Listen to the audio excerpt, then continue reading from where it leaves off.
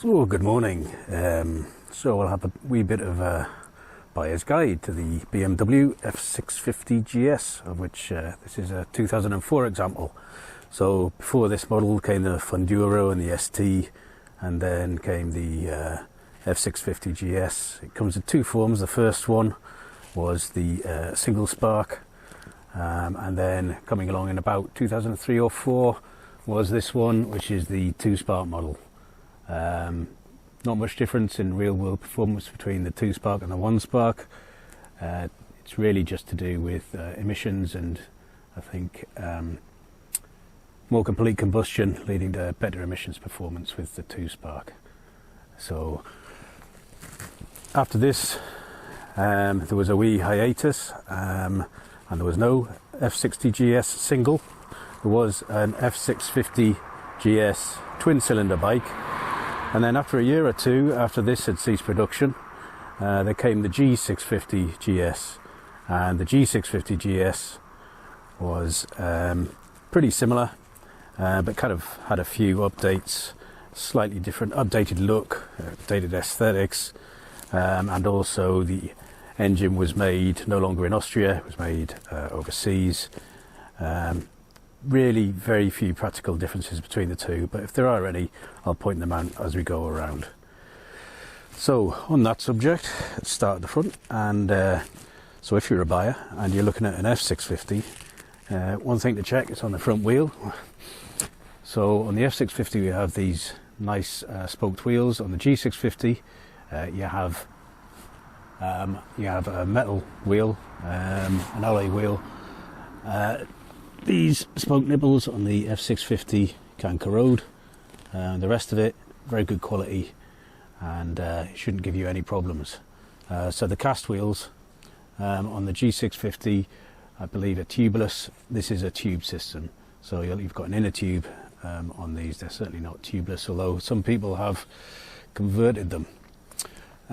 Also at the front we've got the forks. The forks do seem to be a wee bit prone to seal leaks. This one certainly had a seal leak when I bought it, which is why I put these on to try and preserve the new seals that are fitted, the dust seals and the fork seals as well. The radiator, which sits behind in here, don't know if you can see that, there's a 2-part grille at the back there protecting the radiator. That radiator is worth protecting because it's expensive to replace. And good second-hand ones are few and far between. So look after your radiator, because this is it's not air cooled, obviously it's got coolant, and that's what that's for. And you can see all these coolant pipes exposed here on the side of the engine, and also around the other side and here. Not the bonniest arrangement. While we're around here, talk a little bit more about the engine. So as I say, it's a 650 single cylinder engine, 4 valves. It develops about 50 horsepower in all of the models. One thing to watch out for here is your water pump. These can and do fail in a number of ways. Most common failure is when the seals that keep the oil and water separated fail around the impeller shaft. Fortunately it does have a weep hole underneath here, so if at any time you see weeping oil or water coming out of the weep hole under here and dropping onto your exhaust, you will know it's time to replace the seals on your water pump. While you're in there, you might as well replace the 2 small drive gears as well for the water pump. They're plastic, about this big, not expensive. Change them out because they can strip, and that could lead to water pump failure, which would be bad news. Not least because if it overheats, which it's likely to without its cooling, you can lose the head gasket, and head gasket failure is a real pain, and not always easily remedied. So also on this side, on the clutch side, you can see the clutch operating cable here. This is seems quite fragile. A few people have managed to snap these, so treat that with care. The clutch cover itself, if you need to take that off to get inside, which you quite frequently seem to, it does in fact interfere with this pipe. So this pipe goes from a big banjo down the bottom where it scavenges oil and takes the oil back up here and into the oil tank. which we'll talk about in a minute, which is up here. Okay, so if you want to take this cover off, you can't take it off without removing this pipe. Okay, so that's a bit of a wee design flaw, I guess, and that's something that on the later G650 they corrected. So instead of the pipe running around this way, they run it over the top. Okay, there are workarounds. You can cut the pipe and put a flexible section in. You can replace it entirely with a flexible pipe made to your specification. So that's entirely up to you. So, like I say, the oil tank is up here. That's because it's a dry sump design. Okay, so it doesn't have a sump full of oil. It comes up here. Checking the oil can be a little bit hit and miss. What you want to do is, to get a reliable oil reading, is take this thing for a run. So run it round, get it up to operating temperature, bring it back, put it on the main stand, and then just let it stand for 5 or 10 minutes. Then you can take your oil, and it's got a little dipstick here and show you how much oil is in there. Okay, if it's cold, you'll get a dodgy reading. So make sure the engine's warmed up and it's had a chance to stand. And then you'll get the proper engine oil reading. Okay, what else have we got on here? So, buyer's guide. Don't be counting on the headlight's rubbish.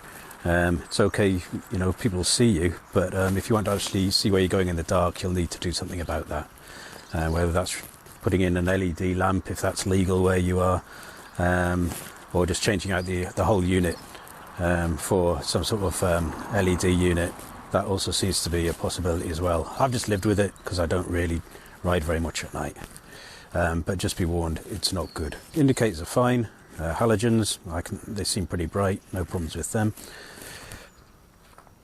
They do suffer from corrosion, so corrosion on the engine cases, particularly on the front here, on the leading faces, on both sides, and also behind here. All this attracts all the crap and crud off the road, and the engine paint flakes off. I took these off and cut them back a bit and sprayed them. You know, it's just whatever your preference is. They just look scruffy. They look a little bit better now. But all of this stuff down here, this all gets kind of corroded. All the lower down stuff. Worth checking your swinging arm. That's just made of steel. So particularly here, if I can just see in here, about there, you can get corrosion on the steel of that box there, and also you can see the shock absorber in there, the monoshock shock absorber, that also can get pretty corroded. So it's worth checking when you're having a look that your remote preload is working effectively, because often the shock absorber can, because of the corrosion, the preload will seize and won't work. Right. Same really with your shock linkage down the bottom here. Okay, just have a quick look at that, make sure it looks not too corroded. It's easy enough to strip it back, inspect the needle roller bearings and change them out if you need to, but it's a hassle you probably do without. The swinging arm again has bearings in here. They can corrode, and it's quite difficult to knock them out sometimes. So difficult to inspect, but you could sort of wiggle the wheel about just to check their condition a bit. Wiggle the swinging arm around a bit, lift up the wheel just to see if there's any play in them. Okay, what else? So let's talk a bit about the exhaust, because it's quite unusual. It comes down the left side of the bike, up here. Okay, and then you've got this twin arrangement here. So on the left hand side here, this is a catalytic converter. Hardly any exhaust comes out of here at all. There's a link pipe across, and nearly all of the exhaust comes out of the right hand side here. Okay, there are aftermarket options. They're pretty loud on the whole, speaking in general terms. So my preference is just to leave it. Sounds quite nice, but you know, some people like a loud exhaust. It's fair enough. Moving up to the top, what we got here. So in this cuddy, this locks with your ignition key. open it up. As you can see, it's a pretty useless kind of cuddy. It's very, very small, just room for a couple of relays and fuses and what have you.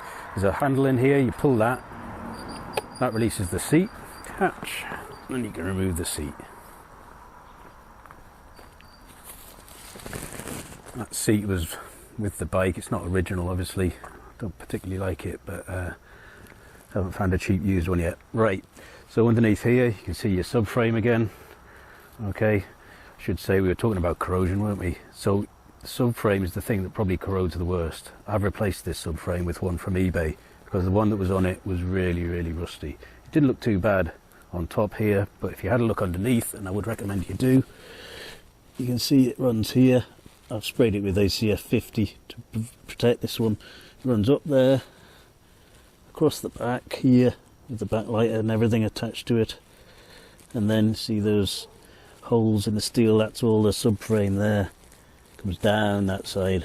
Okay, and it's attached by 4 bolts. One there, one here, and 2 on the other side. Okay, so check your subframe, check it's not too corroded. What else have we got here? Okay, so this is worth looking at. This is the cover for the fuel pump. What can happen is the pressure from the seat is transferred to the fuel spigots here, which are just plastic on top of the fuel pump housing. If that happens, they can crack. So it's worth lifting the seat if you're looking at one of these bikes and just check there's no fuel leaking out of here or smell of fuel, and you can peel this back and have a better look if you need to. Okay, because that's quite involved to fix, and the parts are not always easy to get hold of. So you've got a fuel supply and return pipe here. They're going to this, which is the combined fuel regulator and filter that costs £80. So that's, I have replaced it, but kind of stuck in my throat. It's quite an expensive part. Other people have come up with solutions so you don't need it. I didn't bother. There you go. What else have we got? Yeah, so these this rack assembly at the back here, these arms have a habit of breaking off. They're just held, but they've basically got 2 captive bolts which are embedded in the plastic. They go attached to the subframe here, and they've got nuts on the other side. What happens is that the bolts strip through the plastic, and it's very difficult to repair that effectively and get a good strong fixing. So when I got this one, this arm was wobbling around just because the bolt had just completely pulled out of the plastic. And these replacements, they're not that easy to come by, and they are fairly expensive for what they are. This is aftermarket, that's a Jivy monorack. Okay, so if we move up to the front, got the dash, fairly conventional. Okay, you got miles per hour and tiny kilometers per hour, which I can't read on the move, and a rev counter clock. Turn it on, here's the fuel pump, so that's how many miles I've done on the tank. I've actually done more than that, but I forgot to zero it. But that is the most effective way to know how much you've got left in your tank, really.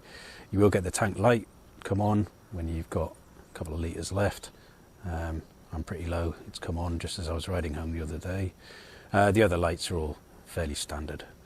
Okay, the starting procedure is a little bit different on this bike to most bikes. Once you turn it on, you wait for that light to go off, and then you don't rotate the throttle, just leave it off, press the button.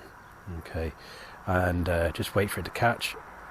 Keep that button held in, okay, until the engine's really running, and then release it.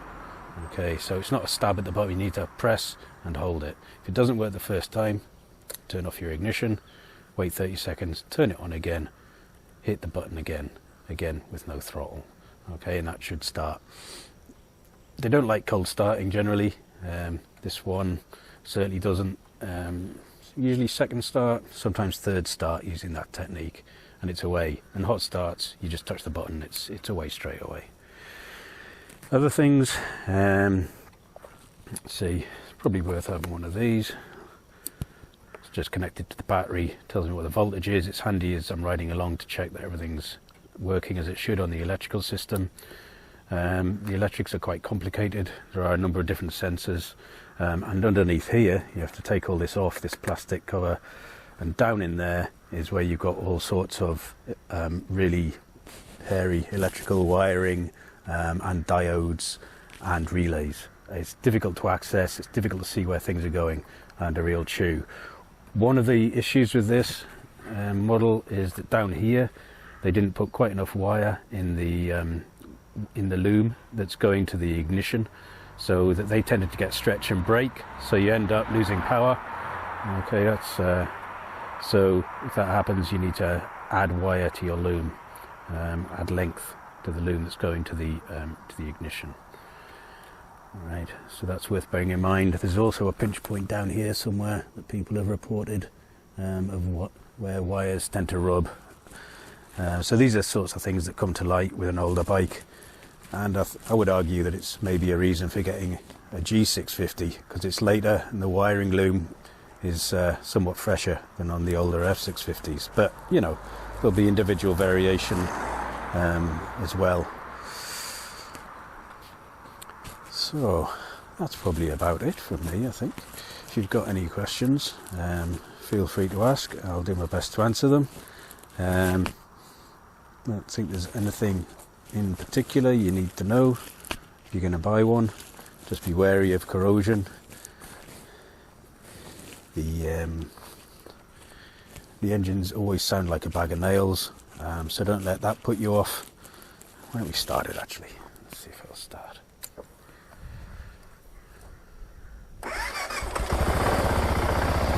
There you go, first time.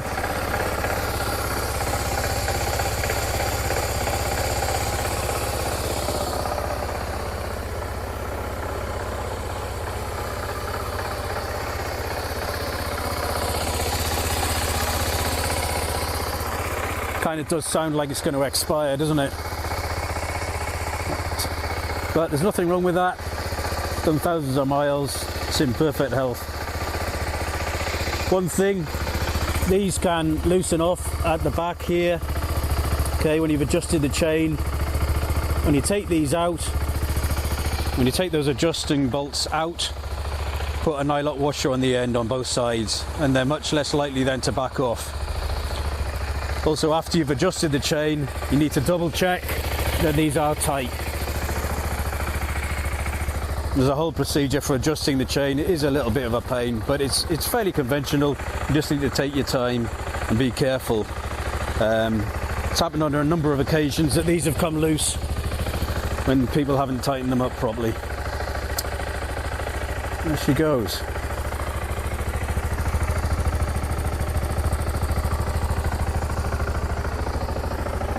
As you can see, she needs some fuel.